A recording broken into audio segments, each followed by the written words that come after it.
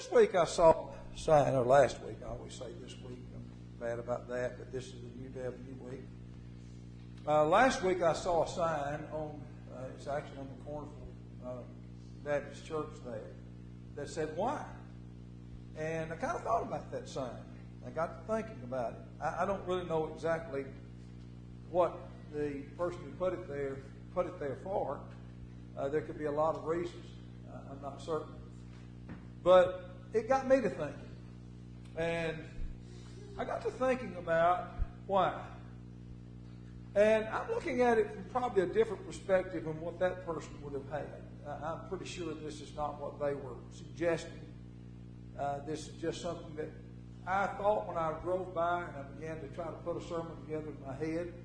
And then finally I put it down, not on paper, but rather on the computer. And what I want to look at is this. It's a question that's often asked about God's will for us. I mean, when you're studying the Bible, a lot of times people ask, well, why do I do that? It's kind of a common question, by the way. I mean, if you think about it as a parent, you've probably heard that question many, many times. Well, why do you want me to do that? Why does it have to be that way? Why can't it be something different? I mean, that's the way men often think. But I kind of entitled this, "Be careful when you ask," because there's some things you need to stop and think about. In the first place, you might not understand what you're asking. I know that there are passages that I may overread. I understand that. I'm like any other person. I have tendencies. You know, when you look at football particularly, and every sport in general, but you look at the coaches, and as they look at the film of the previous games, what they're looking for is they're looking at the tendencies everyone has. Well, everybody has tendencies. Preachers the same. And there are places that you tend to go to establish certain points. But here's the thing that we need to stop and think about. Before we ask God why, then we need to think about what is stated in this passage in Job chapter 38, verse 1 through 5. Then the Lord answered Job out of the whirlwind and said, "Who is this that darkeneth counsel by words without knowledge?" Will Rogers once said, "All men are ignorant just about different things." Ignorance is a lack of knowledge. It's not stupidity. It's not being a moron. It's just a lack of knowledge. So God turns to Job and said, "Who is this that darkeneth counsel by words without knowledge?" In other words, you don't know what you're talking about. "Gird up now thy loins like a man, and for I will demand of thee, and answer thou me. Where wast thou when I laid the foundations of the earth?" Now, I think what God is actually making Job to understand is that everything about our lives, He is responsible for. All of it. The physical creation, the spiritual laws that are given, the physical laws that govern the universe. God's responsible for it all. Now, when we question that, what we need to stop and think about is that we're questioning the person, the being that put it into place. Where were you, if thou hast understanding? Who hath laid the measures thereof, if thou knowest? Or who hath stretched the line upon it?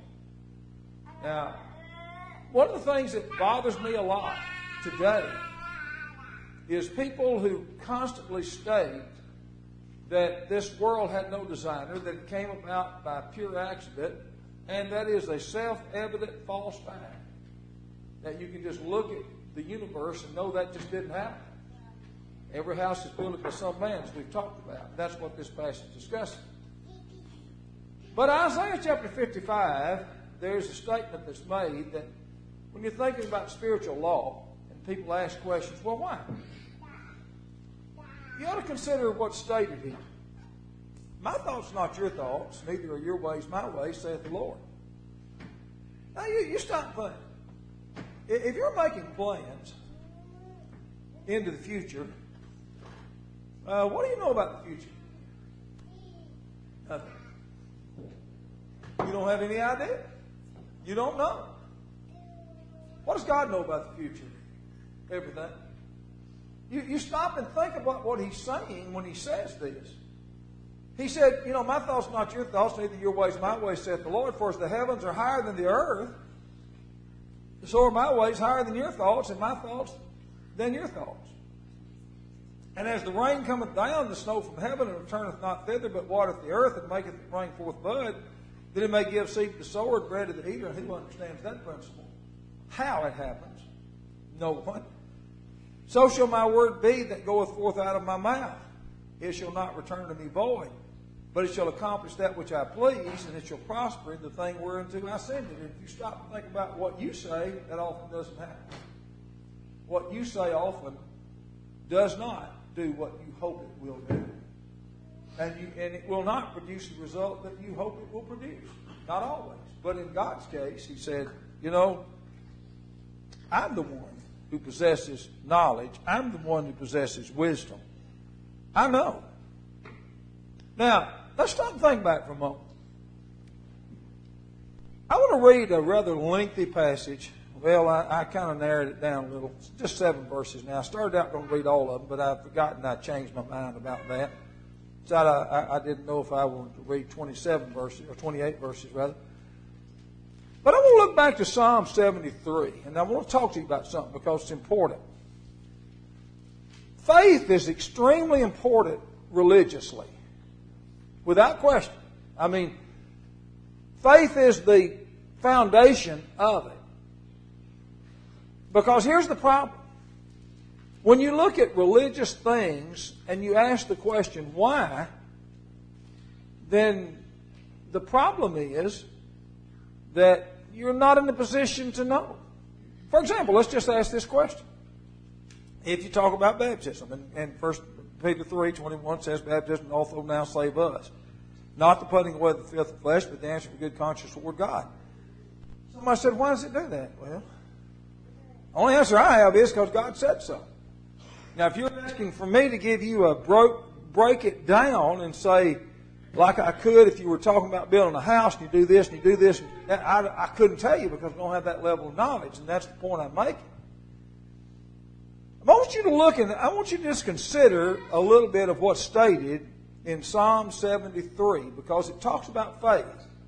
In other words, a lot of times you're in areas where you don't have the knowledge, but you have faith that someone does. And ultimately, you have faith in God, and that's really the point he makes. Now, let's look at it. Thus my heart was grieved, and I was pricked in my reins. So foolish was I. I want you to notice verse 22 particularly. So foolish was I, and ignorant. I was as a beast before thee. Now, you think about a beast.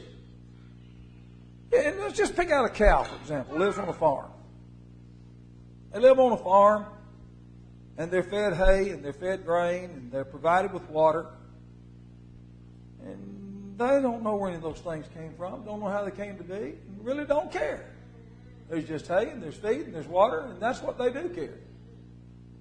Have you ever noticed that if you have a farmer who feeds his cows at a certain time, that when that time comes, they'll be there? They'll be there. I mean, he doesn't have to call them. They're there. They're standing there, or laying there, or whatever the case may be, waiting for him or her to show up. Why? Because they have faith. Everything they do is because they trust somebody else. So foolish was I and ignorant, I was as a beast. Well, it's kind of the way we are. When God gives instructions religiously, we're kind of like a beast.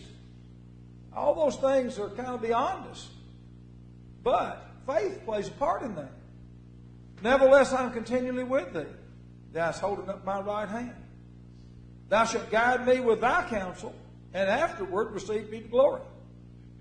Whom have I in heaven but thee? And there is none upon earth that I desire beside thee. My flesh and my heart faileth, but God is the strength of my heart and my portion forever. For lo, they are far from thee, for lo, they that are far from thee shall perish. Thou hast destroyed all them that go whoring from thee. But it is good for me to draw near to God. I put my trust, that is faith, in the Lord God, that I may declare all thy works. Now you think about what he's telling.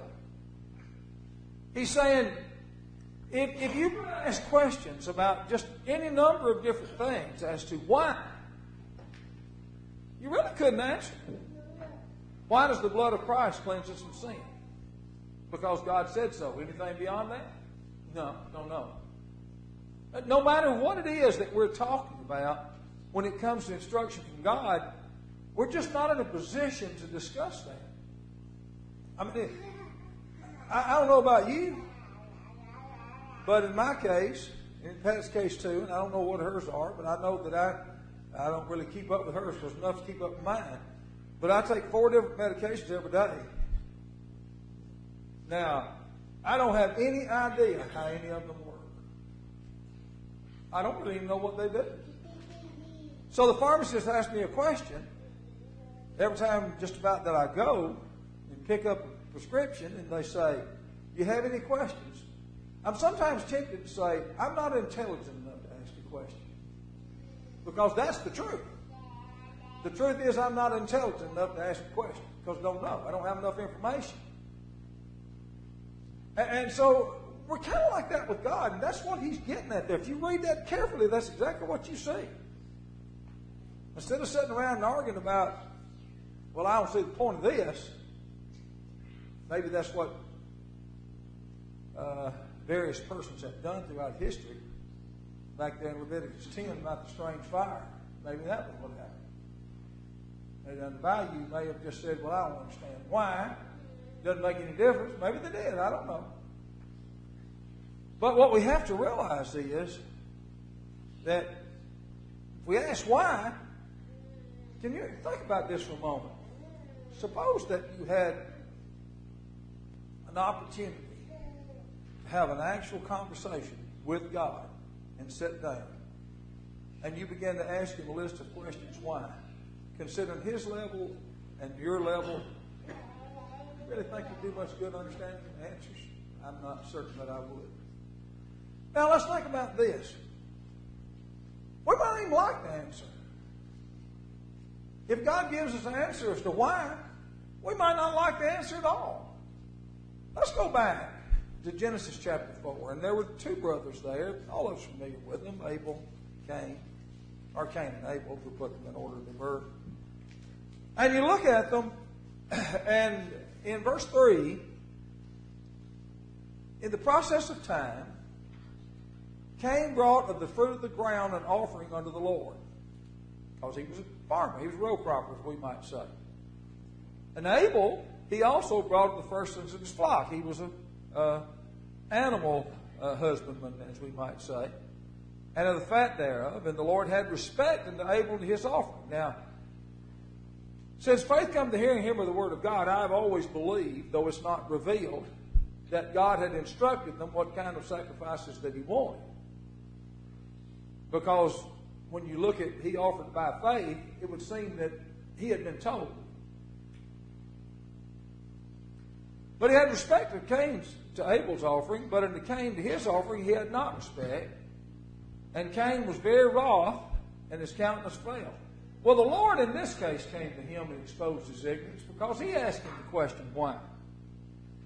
The Lord said unto Cain, why art thou wroth? God knew. Cain did too in this case.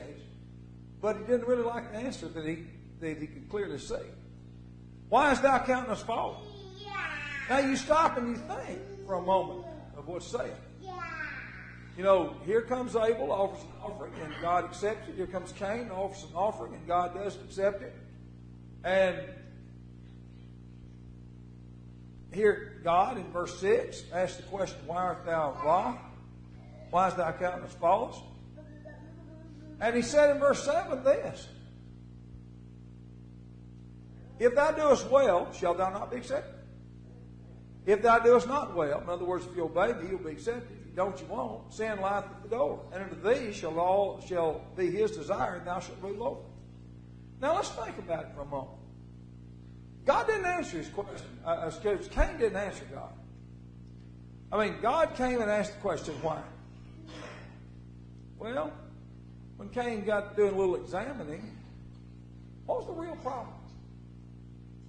What was the real problem? In the book of Proverbs, chapter 27, verse 4, there's a statement that's really an interesting statement that talks about this idea of envy. Now, his actions demonstrated what the answer was. His actions did. He didn't state, as far as I know, it's not revealed. God said why, and he just kind of kept mum. Of course, he went out then and killed his brother, so you kind of know the answer. But in Proverbs 27, verse 4, he says this: wrath is cruel. Anger is outrageous. But I want to tell you something about wrath and anger. Generally speaking, at least a lot of times, they come quickly and go quickly. I mean, you get mad and you do something and you respond quickly. Sometimes you regret it. I remember one time I had a boy in school who was spraying some hairspray on the back of my head as a joke, and I turned around and sprayed him in the eyes. And in a fit of anger, I grabbed him and threw him against the wall. And when I got my vision back, I realized he was the toughest guy in school, had whipped about everybody, and I'm wondering, what am I doing? So I got over the anger pretty quick. But envy's not like that. He goes on to say, but who is able to stand before envy? Envy is something that usually develops over time and never really leaves. I was in a business meeting once in Florida with the congregation, didn't have elders. And they were discussing who to have for a meeting and all, and somebody brought up a name. And one of the brothers just jumped up. These guys were actually physical as well as spiritual brothers. They were brothers in the flesh and in the Lord. And one of them jumped up and said, well, you never did like him, because of something that happened 20, 25 years ago. You know, that's, evidently he got his way then. He had never got over it. Here's Cain. And when it comes down to it, if he had answered the question to God of why'd you do it? The answer's been pretty clear. You know, if you look at answers sometimes as to why, we don't always like the answer of why. Why did something happen? Well, here's the reason. The reason is that you're guilty of envy, have been for a long time, and now it just explodes on the scene through a murder. How many people do you think of in this world who have been murdered after years and years of envy on the part of the person involved? Probably like Cain, it's something that just built up. You often think about they acted on impulse. A lot of times that's not true. They acted because something is kind of the straw that broke the camel's back, which is what the case was in this particular situation. So if you ask the question why you do something, well, you won't always like the answer to that. And so if God gave you an answer of why, you might not like the answer to that either. You might not like God's answer. For example, there are a lot of people that when we say that Christ came into the world to save those who are sinners, and you remember the conversation took place about the physician. He said that we well need not a physician, and he was actually causing them to look at the situation of self-righteousness is what he's doing. They didn't like that answer because they didn't look upon themselves as being in need of what he offered. Now think about this. You know, we can't set aside God's will because we don't like it. We just can't do it. There may be certain parts of God's will you don't like. And I suspect there's a lot of them. In the United States today, and I wonder what's going to happen. I really feel sorry for all these little girls that won't play athletics, because one of these days there will be no women's athletics. There won't be any. There won't be a women's basketball team because there'll be a bunch of boys that pretend to be women. They'll be playing. The girls kind of be cut out of the picture. Maybe, I don't know what will happen when that occurs, but that's likely to come. Because we don't like God's answer. I mean, if I ask the question, am I created a male? It's pretty obvious that that's true, but I don't like the answer. And when people ask questions sometimes about God's instructions, they don't like the answer. I want to go back to Job for a moment and look at something in chapter 40. And it's pretty long reading this time. 14 verses. And it really is interesting what's said. God is comparing himself to a human being. In this case, Job. And he did, that is Job, what we all should do when we're attempting to question God's wisdom. Ask him why. Job, at this point, had kind of awakened a little, and he understood what was taking place. So Job answered the Lord and said, I know that thou canst do everything, and that no thought can be withholden from thee. Who is he that hideth counsel without knowledge? Talking about himself. Therefore have I uttered that I understood not, things too wonderful for me which I knew not. Hear, I beseech thee, and I will speak, and I will demand of thee, and declare thee unto me. I have heard of thee by the hearing of the ear, but now mine eye seeth thee. Wherefore I abhor myself and repent in dust and ashes. Now, excuse me, I'm reading the wrong chapter. That's my problem. Applied pretty good, but it really wasn't what I was wanting to read. I jumped the page. Let's go back and read what I actually was intending to read as Job's being questioned by God. Moreover, the Lord answered Job and said, shall he that contendeth with the Almighty instruct him? We looked at the end of that discussion, not the beginning. He that reproveth God, let him answer. Then Job answered the Lord and said, behold, I am vile. What shall I answer thee? I will lay mine hand upon my mouth. Once have I spoken, but I will not answer. That is, I won't speak again. Yea, twice, but I will proceed no further. Then answered the Lord unto Job out of the whirlwind and said, gird up now thy loins like a man. I will demand of thee, and declare thou unto me, wilt thou also disannul my judgment? In other words, are we going to argue with God? If you remember what happened with Nadab and Abihu back in Leviticus 10, when their father came into the picture, Aaron, that he was immediately instructed, don't you question this. Why? Because he might have questioned it and said, did this have to happen? Did you have to act so severely? But he said, don't question what I just did. And in this particular case, God asked the question, can you disannul my judgment? Years ago, there was a movie in which a fellow was riding a tornado. Actually lassoed it and rode it. That made a good movie, but it don't happen. It just doesn't happen. Man doesn't have that capability. Are we going to stand out, a tornado come and say, don't you hit this house? We can no more do that than we can stand before God and say, you don't have a right to ask me to be obedient to this principle. After all, I think I'm a woman, therefore I ought to be able to live as a woman. It's kind of the way some people think. Wilt thou disannul my judgment? Wilt thou condemn me, that thou mayest be righteous? They ask some questions here, pretty interesting. Hast thou an arm like God? Canst thou thunder with a voice like him? Deck thyself now with majesty and excellency, and array thyself with glory and beauty. Cast abroad the rage of thy wrath, and behold every one that is proud and abase him. Look on every one that is proud and bring him low. Tread down the wicked in their place. Hide them in the dust together and bind their faces in secret. Now you do all that. Then I will confess unto thee that thine own right hand can save thee. Now look back in history at all the men who have thought that they were going to be men who ruled the world. And where are they? In some cases, don't know. Their graves are not identified. And that's what God is saying.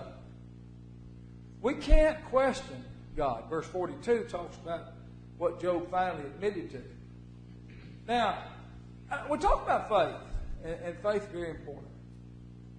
One of the best passages that I'm aware of, because of the clarity of it, is 2 Kings 5. You know, when in 2 Kings 5, Naaman, who had leprosy, came to Elisha, and Elisha tells him to go to the Jordan River and dip 7 times. Sometimes we don't really understand what his objection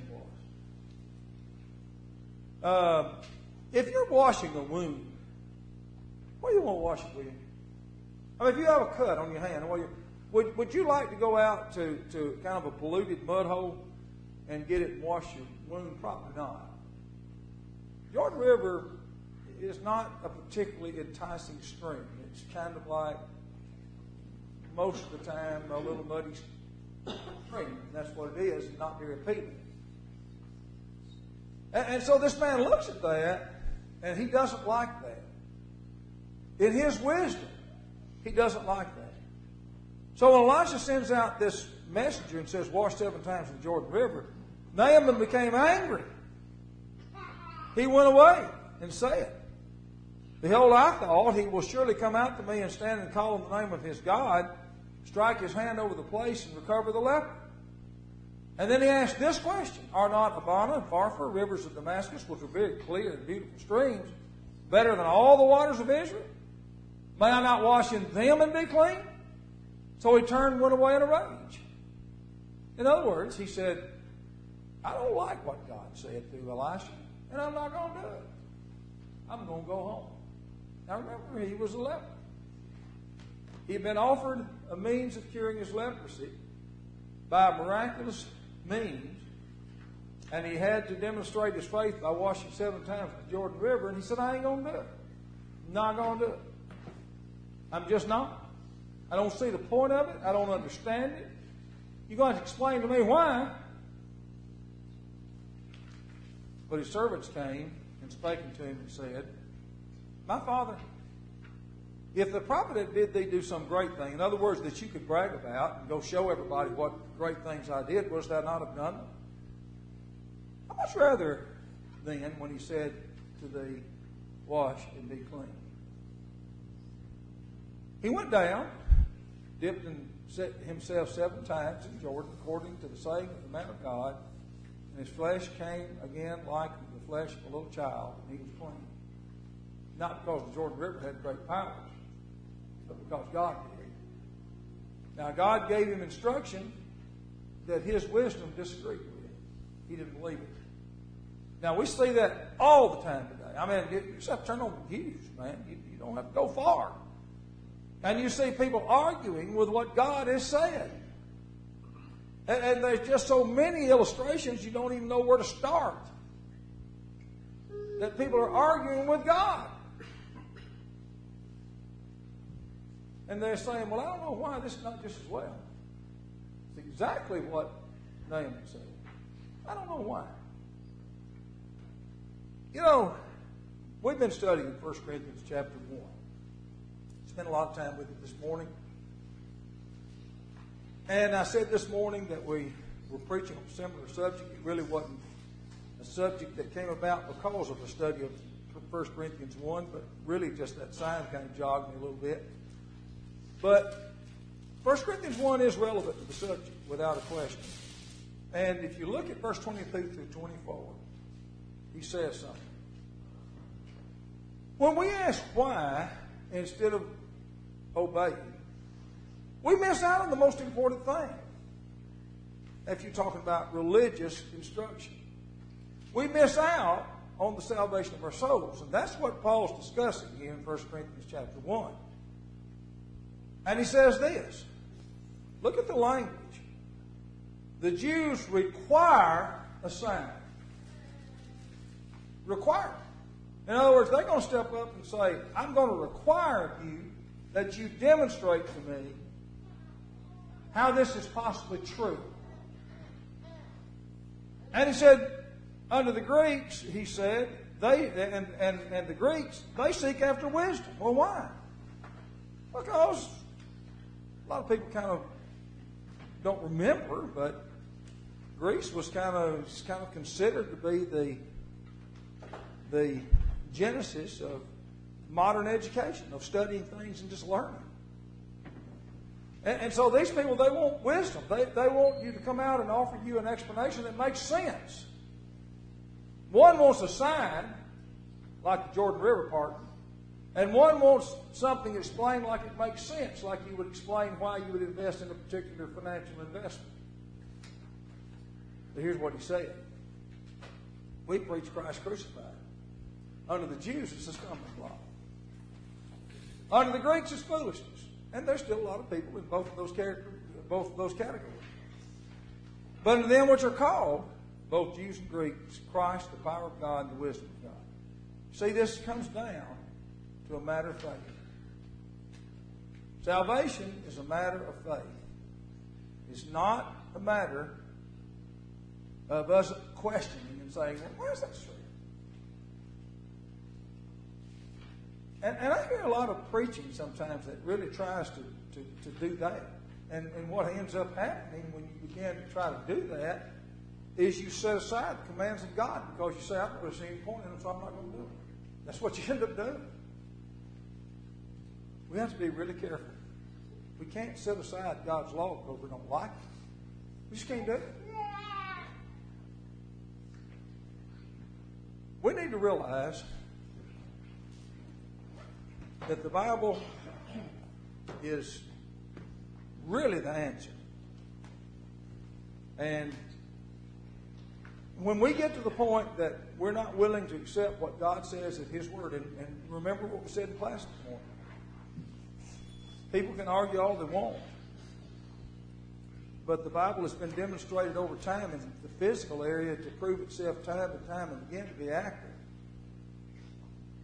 And that's important to the extent of creating confidence in us. But once the confidence is created, that book is accurate. Then at that point, it's just a matter of, well, we have faith to actually follow through and do it. Because faith is demonstrated by works, as James would say. So it's an interesting thought. I looked at the word why. I don't know what that writer meant. I don't know if I had anything to preach anything like what he was suggesting. I don't know. But he did suggest something to me that I thought was important. You know, if you stop and think, one of these days we'll all stand before God in judgment. This song sings about it. And we need to ask ourselves the question, are we prepared? And that's really the question this song is dealing with, and we ask you to consider this together. We stand as we sing.